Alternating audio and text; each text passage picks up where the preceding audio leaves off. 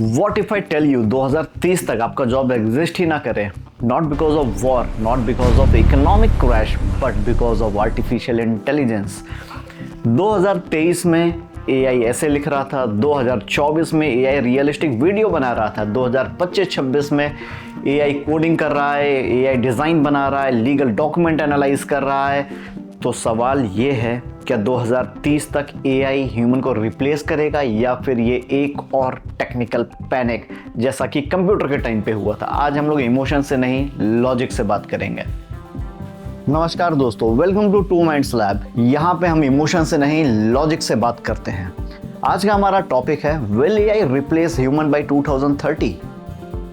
The real truth. देखिए, history में जब भी कोई न्यू टेक्नोलॉजी आई है, लोगों ने बोला है अब जॉब्स खत्म। इलेक्ट्रिसिटी आई तब एक फियर था, कंप्यूटर आया तब एक फियर था, इंटरनेट आया तब भी एक फियर था। लेकिन एआई का केस थोड़ा डिफरेंट लगता है, क्योंकि इस बार मशीन फिजिकल काम नहीं कर रही है, मेंटल काम कर रही है।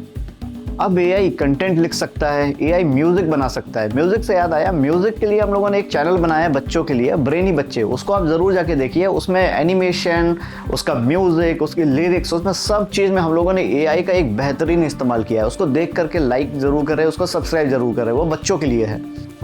एआई अब कोड लिख सकता है, मेडिकल रिपोर्ट एनालाइज कर सकता है, और रिपोर्ट्स के अकॉर्डिंग माने तो अराउंड 30 to 40% जॉब अफेक्टेड हो सकती हैं एआई की वजह से। अफेक्टेड का मतलब रिप्लेस नहीं होता है, ये डिफरेंस समझना बहुत ज़्यादा ज़रूरी है। सबसे पहले डेटा देखते हैं। According to 2023 report by Goldman, AI could impact around 300 million full time global jobs. Impact का मतलब रिप्लेस नहीं होता है, इसका मतलब ऑटोमेशन या टास्क रिडक्शन से भी हो सकता है।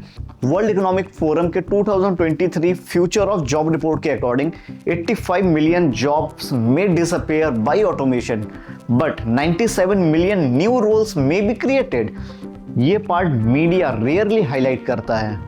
सबसे पहले एक मिथ तोड़ते हैं, एआई इंटेलिजेंट नहीं है। उसका नाम सिर्फ आर्टिफिशियल इंटेलिजेंस है, लेकिन एआई थिंक नहीं करता है, एआई प्रेडिक्ट करता है। AI is basically a very advance pattern recognition system. अगर आप एआई को एक सेंटेंस देते हो, वो कैलकुलेट करता है नेक्स्ट प्रोबेबल वर्ड क्या होगा। It has no emotion, no self awareness, no survival instinct.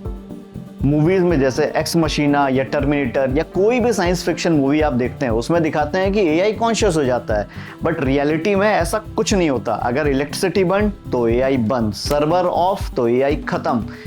AI powerful है, लेकिन डिपेंडेंट है, कंप्लीटली डिपेंडेंट है ऑन ह्यूमन, ऑन टेक्नोलॉजी। अब रियलिस्टिक बात करते हैं, क्या जॉब्स रिप्लेस होंगी? यस। ऑक्सफोर्ड यूनिवर्सिटी की एक famous study, Frey and Osborne ने एस्टिमेट किया है कि अराउंड 47% यूएस जॉब ऑटोमेशन के रिस्क पे है। लेकिन कौन सी जॉब्स? Repetitive job, predictable jobs. For example, जो सबसे हाई रिस्क जॉब में आती हैं, वो आती हैं आपकी data entry clerks, telemarketing, basic book keeping, routine content writing, assembly line work, basic computer support, simple content writing, routine coding, basic graphic designs. ये सारी हाई रिस्क पे आती हैं, क्योंकि इसको एआई ऑलरेडी रिप्लेस करना स्टार्ट कर चुका है। लेकिन क्या डॉक्टर रिप्लेस होंगे? नहीं। क्या लॉयर रिप्लेस होंगे? नहीं। क्या टीचर्स रिप्लेस होंगे? नहीं। उनका काम चेंज होगा, एआई उनका असिस्टेंट बनेगा। एआई जॉब रिप्लेस नहीं करता है, एआई टास्क रिप्लेस करता है, और जो लोग सिर्फ रिपीटेटिव टास्क कर रहे हैं उनको सबसे ज्यादा रिस्क है। रियल डेंजर एआई डोमिनेशन नहीं है, रियल डेंजर है इनइक्वालिटी। जो लोग एआई यूज करना सीख लेंगे, उनकी प्रोडक्टिविटी 5x हो जाएगी। जो लोग अडॉप्ट नहीं करेंगे, उनकी वैल्यू मार्केट में कम हो जाएगी। सो बैटल ह्यूमन वर्सेस एआई नहीं है, बैटल है अडैप्ट वर्सेस इग्नोर। तो क्या 2030 तक एआई ह्यूमन को रिप्लेस कर देगा? शॉर्ट में जानिए तो इसका आंसर सिंपल है, नहीं। तो क्या एआई वर्क सिस्टम को डिसरप्ट करेगा? Absolutely yes. इंडस्ट्रियल रेवोल्यूशन ने फिजिकल लेबर चेंज किया था, AI revolution mental labour change करेगा। फ्यूचर उनका है जो एआई से डरते नहीं, एआई को समझते हैं। AI will not replace human, human using AI will replace human who don't. आप एक एक्सपेरिमेंट करिए, आप एआई से सिंपल क्वेश्चन पूछिए, क्या ह्यूमन के लिए एआई डेंजरस है? क्या 2030 तक या 2040 तक ह्यूमंस को एआई से डरने की ज़रूरत है? क्या वो ह्यूमन के एग्जिस्टेंस को ख़त्म कर सकता है?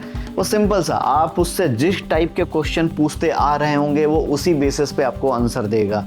अगर आपने उससे कोई निगेटिव क्वेश्चंस या आप कंटिन्यूअस उसको उस तरीके से ट्रेन करते हुए आ रहे हो तो वो उसी तरीके से आपको आंसर देगा।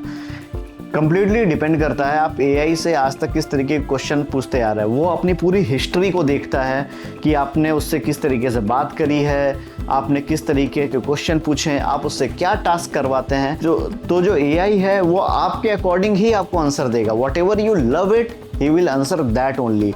वो ज़्यादातर जब आप उसको ऑनलाइन रिसर्च करने के लिए बोलेंगे या कुछ बोलेंगे तब वो थोड़ा ऑनलाइन जा कर के रिसर्च करता है, बट वो भी रिसर्च वही करता है जो इंटरनेट पे ऑलरेडी पड़ी हो, डिटेल्स पड़ी हो। वो कोई भी चीज़ें अपना खुद का दिमाग लगाता ही नहीं है। सबसे बड़ा मिसकंसेप्शन है, लोग आज एआई से बैठ के बातें कर रहे हैं, लोग एआई से बैठ करके क्वेश्चन पूछ रहे हैं। एआई से पूछेंगे कि मुझे क्या करना चाहिए, एआई से पूछेंगे मुझे वहाँ जाना चाहिए कि नहीं जाना चाहिए, एआई से पूछेंगे मैं अपनी डेट पे क्या करूं, एआई से पूछेंगे कि लड़की को मुझे प्रपोज करना है तो मैं कैसे प्रपोज करूं।